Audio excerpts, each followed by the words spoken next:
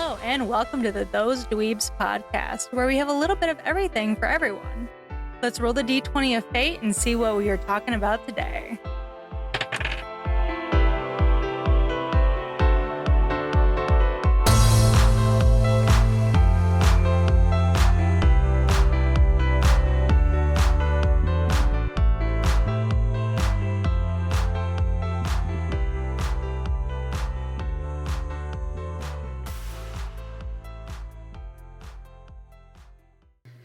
Hello everyone, and welcome to the last of our Christmas horror special.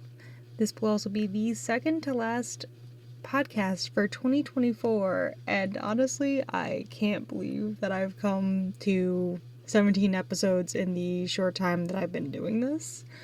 But I think I finally found a good rhythm, and I hope you're enjoying it as well. I will say thank you so much. We have reached 600 downloads for the podcast, and that just blows my mind.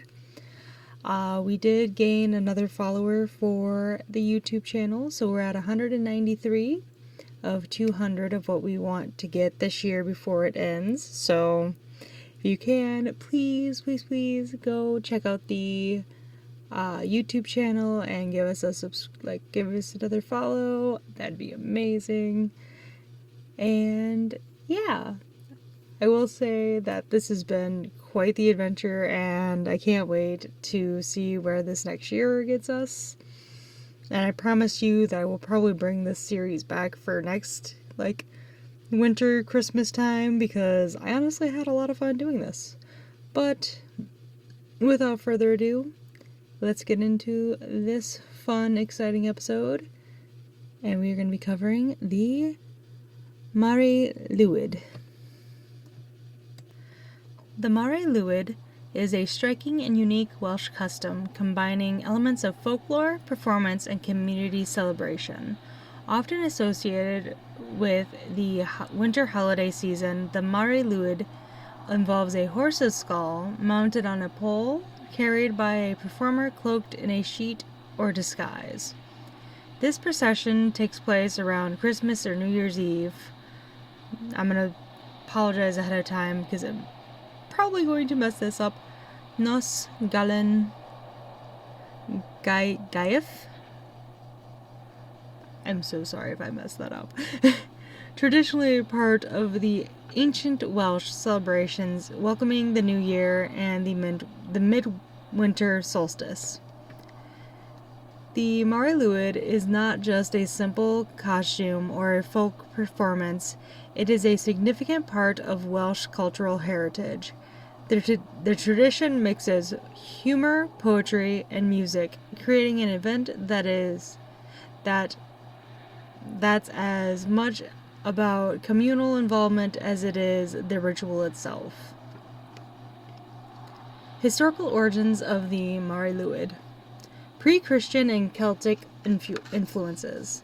The Mari Lwyd's origins are somewhat mysterious. As many folk traditions, it likely predates recorded history.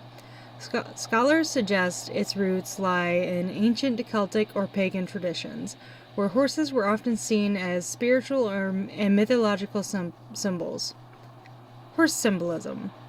In Celtic culture, the horse was a symbol of the otherworld, death and rebirth.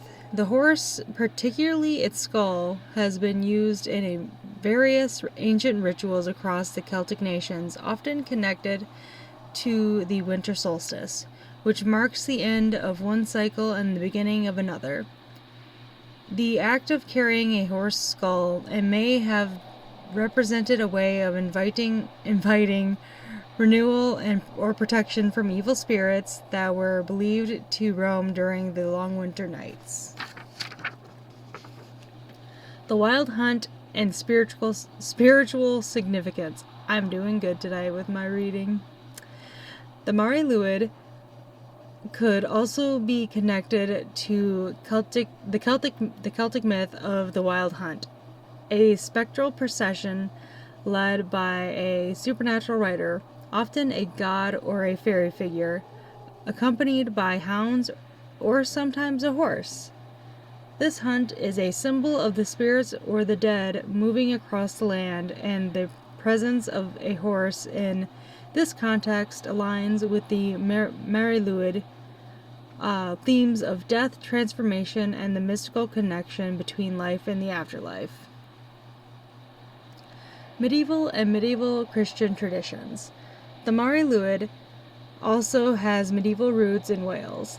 By the Middle Ages, it had evolved into a well-established custom, perhaps through Christianization of earlier pagan practices. In this context, the horse's skull might symbolize the triumph of life over death, associated with the birth of Christ, symbolizing rebirth and hope, or the general theme of new beginnings during the time of the year. In addition to its connection to ancient winter customs, the Mari Lwyd seems to have also been part of the wider midwinter celebrations that were common across the Celtic nations and beyond. The custom of visiting neighbors and demanding hospitality, a sort of precursor to modern-day caroling, ties into older social traditions of celebrating community bonds and asking for food, drink, and shelter as the cold winter months approached. The Mari Lwyd folklore and symbolism. The horse's skull. The central element of the Mari Lwyd is, of course, the horse's skull. This part of the tradition is rich in meaning. The skull as a gateway. The skull has long been associated with death, the afterlife, and the supernatural in many cultures. In Celtic folklore, skulls were often used to ward off evil spirits and were seen as a threshold between the world of the living and the world of the dead. By carrying the skull through the community, the performers are thought to symbolically bridge the two realms. Horse as a spirit animal. Horses, specifically spectral or mythical horses, appear frequently in Celtic and Welsh legends. The Cún Annwn, the Hound of Annwn, and the Epona, the Celtic horse goddess, are examples of the supernatural forces associated with horses. In many ways, the Mari Lwyd can be seen as invoking these spirits or as a means of driving away negative energies from the household, ensuring health and prosperity for the coming year. Poetry and the Rhyming Challenge. The major part of Mari Lwyd tradition is the poetic duel, or punco. The group carrying the Mari Lwyd visits homes and demands entry, where the householders and the Mari Lwyd performers engage in witty rhyming exchanges, often with comedic elements. The ritual of invitation.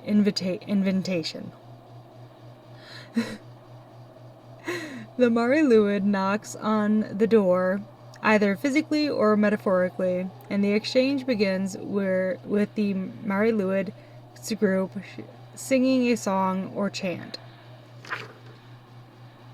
The homeowner's role is to respond in verse. If the homeowner fails to come up with a suitable reply or challenges the Mari Lwyd's group, they are often forced to provide food, drink, or other hospitality. Social commentary and humor. This back-and-forth exchange is a form of community theater where humor and satire often play a role. The exchanges can also be a form of social commentary, with performers playfully poking fun at the household or the larger social context, using humor to break down the boundaries between strangers and foster a sense of community solidarity. The performance of the Mari Lwyd. The procession and the participants. The Mari Lwyd is essentially a mobile performance, with the horse's skull leading the procession as it moves from house to house, often with the following steps. The horse's skull. The horse's skull is mounted on a wooden frame or pole, which a performer, often referred to as the Mari Lwyd or person of the horse, hides beneath. The performer wears a large cloak or sheet to obscure their identity and give the impression of the skull moving on its own. The accompanying group. The Mari Lwyd's procession is typically led by a poet or singer who engages in the rhyming exchanges. Other members of the group may carry musical instruments such as drums or flutes to add a festive, even eerie atmosphere to the occasion. Music is an important part of the tradition as it heightens the celebratory mood. The visit to homes. The Mari Lwyd group visits various homes in the community seeking hospitality. The householders, in turn, respond with verse, offering food and drink or attempting to outwit the Mari Lwyd. The procession can involve dancing, singing, and revelry, as the group celebrates and pushes for entry. Feasting and giving. Upon gaining entry, the Mari Lwyd's group typically shares food and drink with the homeowners. It is a form of community bonding where everyone comes together to enjoy each other's company during the winter months. The revival of the Mari Lwyd. Decline and transformation. Like many traditional customs, the Mari Lwyd's tradition went into decline with the rise of Victorian and Christian holiday customs.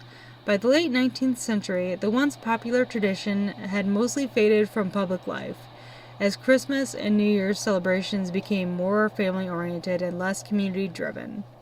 Additionally, societal changes and industrialization brought new forms of entertainment and customs. The tradition's rural and communal nature struggled to survive in more urbanized areas, and by the early 20th century, the Mari Lwyd was no longer widely practiced. The revival of the 20th and 21st century. In the latter part of the 20th century, as people began to seek ways to reconnect with their cultural roots, the Mari Lwyd's tradition experienced a revival. This resurgence is a part of a broader movement across the Celtic nations and beyond, where interest in folk traditions, local history, and language has led to the revival of ancient customs. Community celebrations. In places like Llanelli and Aberystwyth, so sorry ahead of time, I'm trying my best. The Mari Lwyd is now celebrated with festivals and performances, sometimes alongside other Welsh traditions. Community groups and schools host Mari Lwyd reenactments to introduce younger generations to the custom. Tourism and heritage. As part of efforts to preserve Welsh cultural heritage, the Mari Lwyd is promoted as a form of cultural tourism. It has been incorporated into heritage festivals and events aimed at attracting visitors and educating people about Wales' unique history. The Mari Lwyd in contemporary society. The revival of the Mari Lwyd often combines elements of modern sensibilities with traditional practices. For example, while many performances retain the poetry and musical aspects of the tradition, they also incorporate contemporary styles of humor, music, and performance arts, blending the old with the new. Cultural impact. The Mari Lwyd today is seen as a symbol of Welsh identity, a way of linking the modern world with the past and reclaiming traditions that were once forgotten. It also speaks to broader movements across the world to revive indigenous and folk traditions as a way of preserving local cultures in a rapidly globalizing world. The timeless appeal of the Mari Lwyd. The Mari Lwyd is much more than a quirky folk custom. It is a celebration of community, cultural continuity,